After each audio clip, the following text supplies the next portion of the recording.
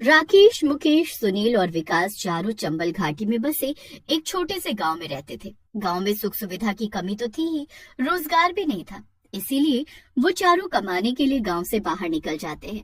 भाई, मैंने कहा था ना कि ये दोपहर वाली बस मत पकड़ो, गांव पहुंचते हुए रात हो जाएगी, लेकिन तुम तीनों नहीं माने। अरे भाई, पूरा 1 साल हो गया, बीवी बच्चों का मुंह देखे बहुत हाथ पैर जोड़कर 4 दिन की छुट्टी मिली थी। अब क्या एक दिन ऐसे ही खराब कर देते? अरे भैया भूलो मत, ये चंबल घाटी है, चोर डकैत और लुटेरों का इलाका है आसपास। और जाने आज क्या अशुभ दिन है। पहले तो बस मिलने में देर हो गई और बाद में आधी रास्ते में खराब हुई सो अलग। अब जो हुआ सो हुआ, जाने दो ना। अब बस किसी तरह अपने गांव पहुंच जाए तो सांस में सांस आए। चारों दोस्त सबसे ज्यादा इसलिए परेशान थे क्योंकि बस ने उन्हें उनके गांव से कई किलोमीटर पहले ही उतार दिया था। आसपास के गांव में भी ये खबर फैली हुई थी कि उस रास्ते पर रात के समय डाकुओं का बसेरा रहता है। मुझे तो वैसे ही रात के अंधेरे में डर लग रहा है, ऊपर से तुम चारों लुटेरों वाली बातें करके मुझे डराओ मत। बस भगवान का नाम लेकर आगे बढ़ते रहो। चारों दोस्त आपस में बातें करते आगे चलते जा रहे थे कि अचानक सामने के रास्ते पर धुआं छा जाता है। अरे, तुम लोगों की बातों के चक्कर में हम कहीं रास्ता तो नहीं भटक गए हैं? ये कौन से रास्ते पर आ गए? आगे कुछ समझ में नहीं आ रहा। और ये धुआं, यहाँ इतना धुआं क्यों फैला हुआ है? अरे भाइयों, ये सब क्या गड़बड़ झाला है। आधी रात को सुनसान रास्ते में ये अजीबो गरीब धुआं देखकर मेरा तो डर से खून जम रहा है। अब तो मेरी हिम्मत ही नहीं कर रही आगे बढ़ने की। चारों दोस्त कुछ समझ नहीं पा रहे थे, उन्हें आगे जाना चाहिए या यहीं रुककर धुआं हटने का इंतजार करना चाहिए। चारों काफी देर तक वहाँ खड़े रहते हैं, लेकिन धुआं तो हटने का नाम ही नहीं ले रहा था। चारों बुरी तरह से घबरा गए थे। तभी उन्हें रास्ते के दाईं ओर एक छोटा सा टूटा फूटा ढाबा नजर आता है। वो देखो भाइयों, सड़क के दूसरी ओर एक ढाबा बना हुआ है। इस सन्नाटे में यहाँ खड़े रहने से अच्छा है हम लोग ढाबे पर चलकर देखें। वहाँ कोई तो होगा ही, उसी से आगे जाने का रास्ता पूछ लेंगे। चारों को जोरों की प्यास भी लगी थी, इसलिए वो चारों ढाबे की ओर चल देते हैं। ढाबा काफी पुराना और टूटा फूटा नजर आता था। ढाबे का नाम वाला बोर्ड भी अपनी जगह से सरक कर टेढ़ा हो गया था। ये कुछ अजीब नहीं लग रहा।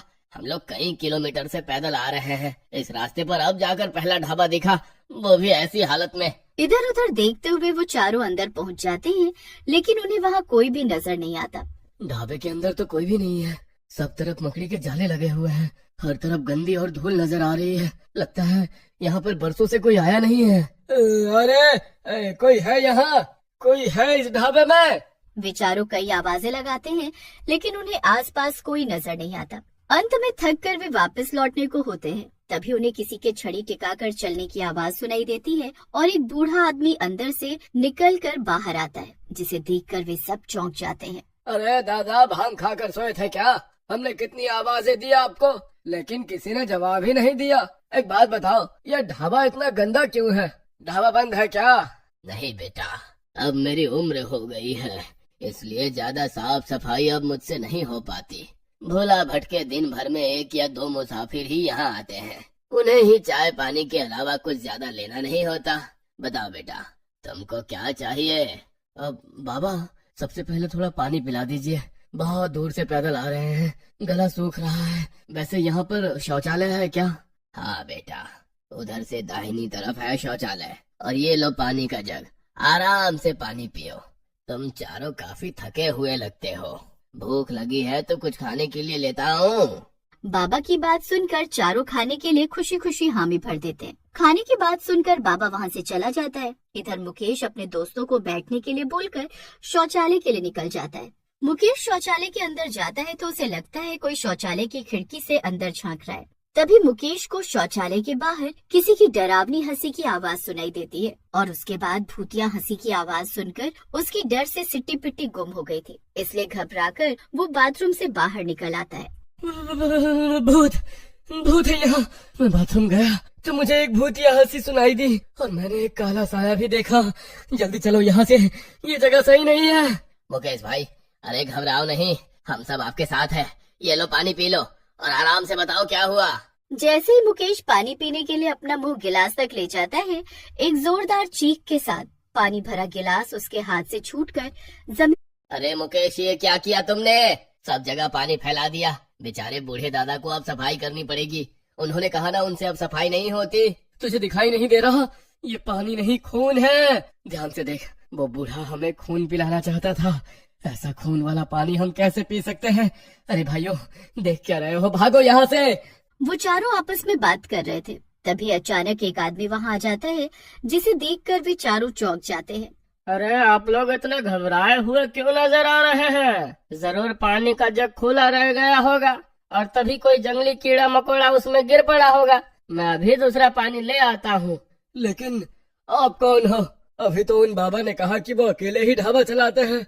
आपको कैसे पता हम पानी के जग को देखकर ही परेशान थे? अरे आपने बिल्कुल सही कहा, वो अकेले ही इस ढाबे को चलाते हैं, लेकिन मैं कभी कभी यहाँ आ जाता हूँ उनकी मदद करने के लिए।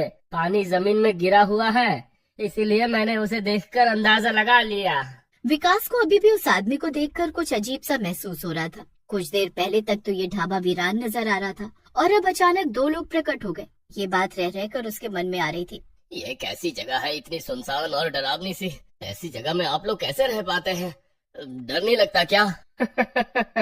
हमारी छोड़िए, हमें तो अब इस जगह की रहने की आदत हो गई है। अच्छा ही हुआ जो आप लोग आगे नहीं बढ़े और हमारे ढाबे पर आ गए। आज की रात आप लोग यहीं पर बिता लीजिए, आगे जाने में आपको खतरा होगा। खतरा? कैसा खतरा? देखिए, आप लोग रास्ता भटक गए हैं। इस रास्ते पर आगे डाकुओं का ढाबा है। वे आपके जैसे लोगों को भोजन कराने के बहाने पकड़कर उनका सारा रुपया लूट लेते हैं और उनकी हत्या कर देते हैं। आपने जरूर डाकुओं की कहानियों के बारे में सुना ही होगा। उस आदमी की बात सुनकर वे चारों बहुत घबरा जाते हैं। तभी वो बूढ़ा भोजन लेकर आ जाता है। ये लो बच्चों, खाओ। मैं तुम चारों के लिए चिकन बिरयानी बना कर लाया हूँ। एक बार खाओगे तो जीवन भर याद रखोगे। मुकेश, सुनील और राकेश खाना खाने लगते हैं और विकास उठकर बाथरूम चला जाता है। मुकेश, मुकेश, वो मुकेश ही है। ऐसा कैसे हो सकता है? अगर मुकेश वहाँ अंदर है तो ये कौन है? अरे क्या बोले जा रहे हो? क्या हुआ विकास? मैं अभी बाथरूम गया था और मैंने वहाँ पर बहुत सारा खून बिखरा हुआ देखा और किसी का शरीर भी, और वहाँ पर मुकेश की सोने की चैन भी पड़ी हुई थी।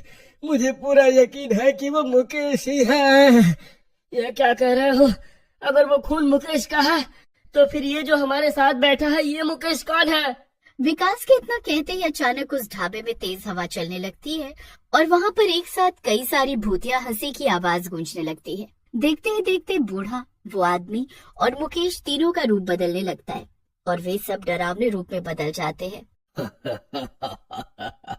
कैसी लगी हमारी बिरयानी? तुमने बिरयानी खाकर अपनी भूख मिटाई और हमने तुम्हारे दोस्त को खाकर हमारी।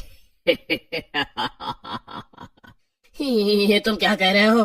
तुमने हमारे दोस्त को मार डाला?